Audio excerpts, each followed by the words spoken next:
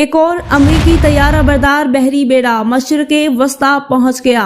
اس بحری بیڑے کے ساتھ خطے میں کام کرنے والے بڑے امریکی جنگی بحری جہازوں کی تعداد 3 ہو گئی ہے۔ اسرائیل اور لبنان کے درمیان جنگ بندی میں 3 ہفتوں کی توسیع۔ صدر ٹرمپ نے کہا کہ وہ اسرائیلی وزیر اعظم اور لبنان کے صدر جوزف اون کی میزبانی کے منتظر ہیں۔ امریکی صدر ٹرمپ نے اعلان کیا ہے کہ اسرائیل اور لبنان کے درمیان جاری جنگ بندی میں مزید 3 ہفتوں کی توسیع کر دی گئی ہے۔ وائٹ ہاؤس کے اوول آفس میں گفتگو کرتے ہوئے صدر ٹرمپ نے کہا کہ وہ اسرائیلی وزیر اعظم اور لبنان کے صدر جوزف اون کی میزبانی کے منتظر ہیں۔